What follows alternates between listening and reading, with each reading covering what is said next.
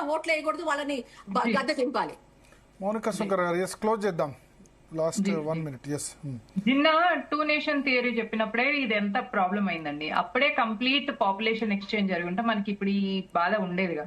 ఒకటి తెలంగాణలో కూడా రజాకర్లు, ఒక నిజాం అనే కింగ్ రజాకర్ ఆర్మీని పెట్టి తెలంగాణ ప్రజల్ని మత మార్పిడి చేసి మరీ తెలంగాణని పాకిస్తాన్ లో కలపాలని ఆశపడ్డాడు. కానీ పటేల్ అప్పుడు వచ్చేసి ఈ నిజాం కళని కంట్రోల్ చేసి దాన్ని కళ్ళలుగా చేసి ఆపరేషన్ పోలోతం చేసి, యాక్చువల్ గా ఏంటంటే ముస్లిం బ్రదర్హుడ్ ముస్లిం అని అనుకుంటే అందరు ముస్లింలు కలవరండి. ఎందుకంటే వీళ్ళు ఆఫ్ఘనిస్తాన్ లో ఉన్న పష్తూన్ ముస్లింలకు, పాకిస్తాన్ లో ఉన్న సున్నీ ముస్లింలకు పడదు. ఇరాన్ వచ్చేసి షియా ముస్లింలు, దుబాయ్ వచ్చేసి సున్నీ ముస్లింలు. అందుకే ఇరాన్ మీద జ్యూస్ దాడి చేస్తే, ఇరాన్ ముస్లిం కంట్రీయే కదా, మరి ఎందుకు దుబాయ్ మీద దాడి చేసింది? ఎందుకంటే వీళ్ళకే పడదు. అందుకే చూడండి ప్రపంచంలో ఒక్కటి కూడా న్యూక్లియర్ నేషన్ ఇస్లామిక్ దేశం ఉండదు. ఎందుకంటే వీళ్ళకు ఉన్న ద్వేషంతోనే, శత్రుబోధతోనే వీళ్ళు ముందుకెళ్తారు తప్ప వీళ్ళు డెవలప్మెంట్ గానీ సైన్స్ గురించి కానీ ఆలోచించారు. సైన్స్ కి వ్యతిరేకమైన ఏదైనా సిద్ధాంతం ఉంది అంటే అది ఇస్లాం మాత్రమే. అందుకే వీళ్ళకు న్యూక్స్ పాకిస్తాన్ కు ఉంది కదా న్యూక్లియర్ వెపన్ అని అనుకుంటారేమో కానీ పాకిస్తాన్ అమెరికా పప్పెట్ కాబట్టి పాకిస్తాన్ దగ్గర న్యూక్లియర్ వెపన్ ఉన్నా కూడా దాని రియాక్టర్ అమెరికా చేతిలో ఉన్నది. సో వీళ్ళకి ఏంటిదంటే కత్తికి భయపడి మతం మారిన తర్వాత వీళ్ళు ఎందుకు ఇంత మూర్ఖులుగా ఉంటున్నారు అంటే, ప్రతి వారం రోజుకు 5 సార్లు శత్రుబోధ నేర్చుకుంటారు. ఆ శత్రుబోధ అంటే ఏంటంటే ముస్లింలు కాని వాళ్ళందరూ మనకు శత్రువులు, వాళ్ళ సిద్ధాంతాలు వాళ్ళ ఆచార వ్యవహారాలన్నీ మనకు వ్యతిరేకం అనేది నేర్చుకుంటారు. దాన్నే మనం శత్రుబోధ అంటాం. వీళ్ళు వందే మాత్రం పాడకపోతే పాయింట్ బ్లాంక్ లో పెట్టేసి పాడించాల్సిన పరిస్థితి తీసుకురావాల్సిందే. అలాంటి పరిస్థితి మనం తెచ్చి వాళ్ళ పాయింట్ బ్లాంక్ లో గన్ను పెట్టి పాడించాలి. అప్పుడు పాడతాడా లేకపోతే జిహాద్ అయిపోయి 72 కన్యల దగ్గరికి పోతాడా అని వాళ్ళే ఆలోచించుకుంటారు. అల్టిమేట్లీ దీనికి కన్క్లూజన్ ఏంటంటే ఇస్లాం స్త్రీ ఆరాధనకు వ్యతిరేకం. ఇస్లాం దృష్టిలో స్త్రీ ఒక పిల్లల్ని అనే మెషిన్ అండ్ ఒక ఆబ్జెక్ట్ టు ఎంజాయ్. కాబట్టి భరతమాత అనేది ఒక స్త్రీ ఆరాధన కాబట్టి స్త్రీని మేము ఈ దేశంలో ఒప్పుకోము. ఈ దేశంలో ఉన్న హిందూ మహిళలంతా కూడా స్వేచ్ఛగా బుర్కాలు వేసుకోకుండా ఉంటున్నారు కాబట్టి దీన్ని వ్యతిరేకిస్తూ ముస్లింలు స్త్రీ ఆరాధనకు వ్యతిరేకం. అందుకే వందే మాతరం అని అనరు వాళ్ళు. మాతరం అంటే తల్లికి వందనం చేస్తున్నాం కాబట్టి వీళ్ళు వందనం చేయరు. ఇస్లాం ఈజ్ అగైన్స్ట్ స్త్రీ ఆరాధన. చేయట్లేదు కదా మౌనిక సుంకర్ గారు. చాలా మంది వందే మాత్రం పాడేవాళ్ళు నేను చూశాను. ఓకే, మేము ఎమ్మెల్యేలు చేసినంత మాత్రాన మనం అందరినీ ఒకటి అందరు ముస్లింలు ఒక ఘాట కట్టాల్సిన అవసరం లేదు. సెక్యులర్ ముస్లిం ఉంటారు కదండి, సెక్యులర్ ముస్లింలు వందే మాత్రం పాడతారు, ఒరిజినల్ ముస్లింలు వందే మాత్రం. నేను సెక్యులర్ అనే వాడినే నమ్మను. దేశభక్తులైన ముస్లింలు వందే మాత్రం వాడతారు. ఆ సెక్యులర్ వర్డే కరెక్ట్ కాదు కానీ రాజ్యాంగంలో లేదు, తీసుకొచ్చి ఇందిరాగాంధీ నెత్తిన పెట్టింది. కానీ సెక్యులరా సిక్కులరా?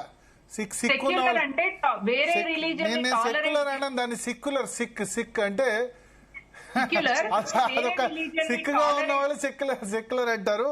సెక్యులర్ గా దేశభక్తులైన ముస్లింలు అందరూ వాడతారు. కన్క్లూడింగ్ లో ఒక పాయింట్ ఏం తీసుకోవాలి అంటే హిందూ బై నేచర్ ఈ సెక్యులర్. సెక్యులర్ అంటే టాలరేట్ చేయడం.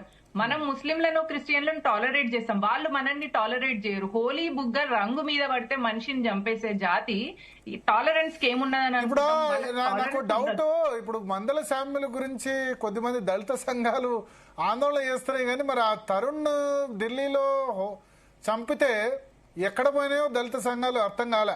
జై భీమ్ ఇక్కడ పనిచేయదండి. రియల్ గా దళితులు అయినప్పుడు నాకు అర్థం కాలేదు. అక్కడ పనిచేయలేదు. నాగరాజును నడి రోడ్డు మీద మర్డర్ చేస్తే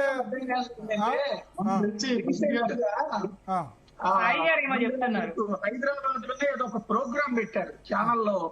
ఒక ఛానల్ వాళ్ళు ఏంటంటే ఎవరైతే ఈ సెక్యులర్ పేరుతో హిందుత్వాన్ని ద్వేషించే వాళ్ళందరినీ హిందువులు ప్రశ్నిస్తుంటే అలా ప్రశ్నించే మహిళల పక్షాన మేమున్నామంటూ వీఆర్ విత్ యూ అంటూ ఒక ప్రోగ్రాం పెట్టుకొచ్చారు. వాళ్ళ గురించి ప్రోపోల్ కూడా చేస్తున్నారు. ఇది హిందుత్వాన్ని ద్వేషిస్తూ హిందువుల్ని విమర్శించేవాళ్ళు.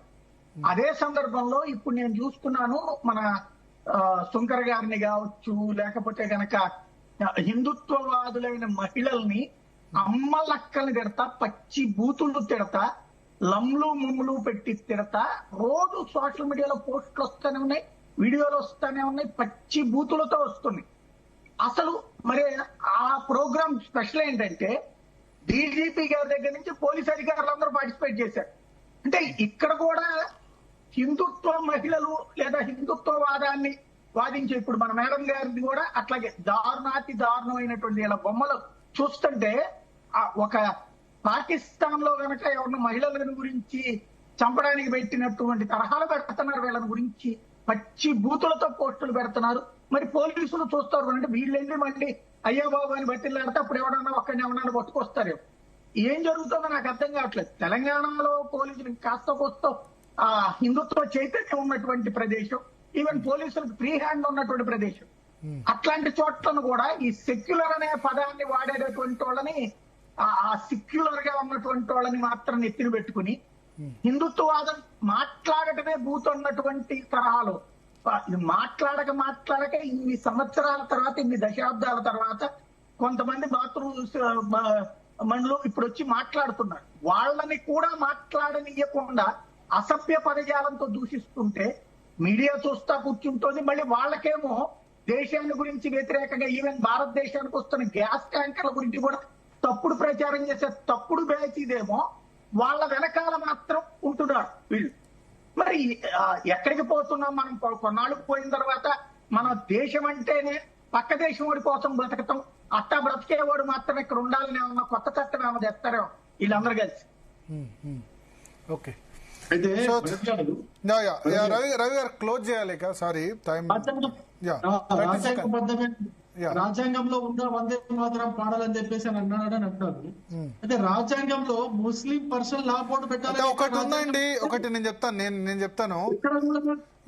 నేను చెప్తున్నా, రాజ్యాంగంలో ఆర్టికల్ 51A ఫండమెంటల్ డ్యూటీస్ చెప్తుంది. పౌరుల ప్రాథమిక విధులు, ప్రాథమిక హక్కులా కూడా ప్రాథమిక విధులు చెప్తుంది. ప్రాథమిక విధుల్లో article 15A abide by constitution, అంటే respect the flag, national anthem and national institutions.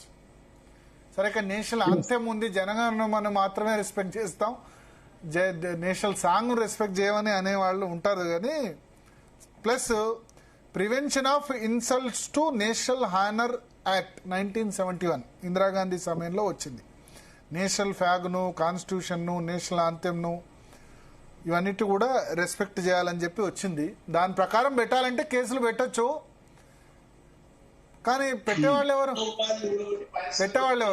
Article 51A ప్రకారం ఫండమెంటల్ డ్యూటీ అయినా అవుతుంది, లేదా మన దగ్గర నేషనల్ హానర్ యాక్ట్ 1971 ఇందిరాగాంధీ తీసుకొచ్చిన దాని ప్రకారం, ఏదో భారతీయ జనతా పార్టీ ప్రభుత్వం తీసుకొచ్చింది కాదు, దాని ప్రకారమైన కేసులు పెట్టచ్చు మజ్లిస్ వాళ్ళ మీద. ఎవరన్నా బహుశా అడ్వకేట్స్ ఎవరైనా ఉంటే ఈ పార్టీకి ఫైల్ చేసి ఉంటారేమో, బట్ చూద్దాం. నా ఉద్దేశం అయితే బయట కేసులు కాదు, జరిగింది వందే మాతరానికి అవమానం జరిగింది అసెంబ్లీలో ఇన్సైడ్ అసెంబ్లీలో ఏదైనా జరిగితే స్పీకర్ రెస్పాన్సిబిలిటీ. మరి స్పీకర్ ఇప్పటి వరకు లాస్ట్ 24 hours అయింది, దాని గురించి ఎవరు మాట్లాడలేదు. చర్య అయితే తీసుకోవాలి. సో అల్టిమేట్ గా స్పీకర్ చర్యలు తీసుకుంటాడని ఆశిద్దాం. థ్యాంక్ యూ మౌనికా శంకర్ గారు, అదేవిధంగా సాయి గారు, యమునా పాఠక్ గారు, అదేవిధంగా రవిశంకర్ గారు. సో నేను ఇంతకుముందు చెప్పినట్లు Sunita, the prevention of insults to national honour act 1971 ప్రకారం జాతీయ జెండా, రాజ్యాంగం, జాతీయ గీతం వీటన్నిటినీ ఎవరైతే డిస్రెస్పెక్ట్ చేస్తారో వాళ్ళని శిక్షించే అధికారం ఉంది. చూద్దాం మరి ఎంఐఎం వాళ్ళకి ఆ విధంగా శిక్షించే విధంగా ఎవరైనా పోలీసులా పెట్టరు. ఎవరిది నడుస్తుంది ప్రభుత్వం? కాంగ్రెస్ అంటే ఎవరు? కాంగ్రెస్ అంటే ముస్లిం అంటే కాంగ్రెస్ అన్నాడు. నేనంట కాంగ్రెస్ అంటే ఎంఐఎం అంటే కాంగ్రెస్. వాళ్ళ గవర్నమెంట్ నడుస్తుంది. సో బయట వాళ్ళు ఎవరైనా కేసు పెడితే చెప్పలేము. అడ్వకేట్ ఎవరైనా పెట్టి చెప్తే, కోర్టు చెప్తే అప్పుడు ఏమన్నా కేసు ఫైల్ చేస్తారేమో చూడాలి. మొన్న భారత ప్రభుత్వం కూడా 150 సంవత్సరాల వందే మాతరం సందర్భంగా కూడా చాలా గైడ్ లైన్స్ ఇష్యూ చేసింది. ఏం జరుగుతుందన్నది చూద్దాం, వెయిట్ చేద్దాం. ఇంకో 24 hours కనీసం ఇంకెవరన్నా రేజ్ చేస్తారా అన్నది చూద్దాం. టీవీ ఛానల్స్ అయితే ఎవరు పట్టించుకోవట్లేదు, వేరే టీవీ ఛానల్స్ ఎవరు వేయలేదు కూడా. అంటే వాళ్ళకి ఇంకా వేరే నాకేమనిపిస్తుంది అంటే, కొన్ని టీవీ ఛానల్స్ ఆంధ్రప్రదేశ్లో లడ్డు క్రిస్టియానిటీ మొత్తం అది అంటారు, అక్కడ హిందూ మతానికి ఇన్సల్ట్ జరుగుతుంది లడ్డు అని అంటారు. ఇక్కడ హిందూ మతానికి ఇన్సల్ట్ జరిగితే వాళ్ళు ఒక్కటి కూడా తీసుకోరు. అంటే ఆంధ్రప్రదేశ్లో వాళ్ళ ఎజెండా వేరు, అక్కడ సపోర్ట్ చేయాలి, తెలుగుదేశం పార్టీని సపోర్ట్ చేయాలి కాబట్టి జగన్ క్రిస్టియను అదన్నీ మాట్లాడతారు. ఇక్కడ గాంధీ భవన్ సాక్షిగా వేద మంత్రాలు తిట్టినా హిందూ మతానికి ఏమో అవమానం జరగనట్టే బిహేవ్ చేస్తారు. ఎందుకో నాకు అర్థం కాలే. ఈ ఆంధ్రప్రదేశ్లో ఒక స్టాండు, తెలంగాణలో ఒకటే స్టాండు, ఆ ఛానల్స్ కానీ పేపర్స్ కానీ నాకు అర్థం కాలే. ఒక పార్టీ ఇంట్రెస్ట్ను ప్రొటెక్ట్ చేయడమా లేదా అని, ఆ పార్టీ ఇంట్రెస్ట్ ప్రొటెక్ట్ చేయండి, కానీ మీరు పార్టీ ఇంట్రెస్ట్ ప్రొటెక్ట్ చేస్తున్నారా, హిందూ మత ఇంట్రెస్ట్ను ప్రొటెక్ట్ చేస్తున్నారా? కేవలం జగన్ను టార్గెట్ చేసేందుకే అక్కడ మీరు క్రిస్టియానిటీ లేకపోతే హిందూ మతానికి అవమానం జరుగుతుందని మాట్లాడుతున్నారు, కానీ ఇక్కడ ఎందుకు మాట్లాడట్లేదు అర్థం కావట్లే. అదే నాకు చాలా సర్ప్రైజింగ్ అనిపిస్తుంది. చూద్దాం. అంటే ఇంకో ఛానల్స్ని ఇంకో మీడియాని క్రిటిసైజ్ చేయడం మన ఉద్దేశం కాదు, కానీ నేను ఎక్స్పెక్ట్ చేసేవాళ్ళు ఈ ఇష్యూని కూడా టేకప్ చేస్తారని. But they're not taking up. Even Vande Mataram issue కూడా ఏ మీడియా కూడా ప్రామినెంట్ గా ఇవ్వకపోవడం అయితే చాలా ఆశ్చర్యం అయితే నాకు కలుగుతుంది. చూద్దాం.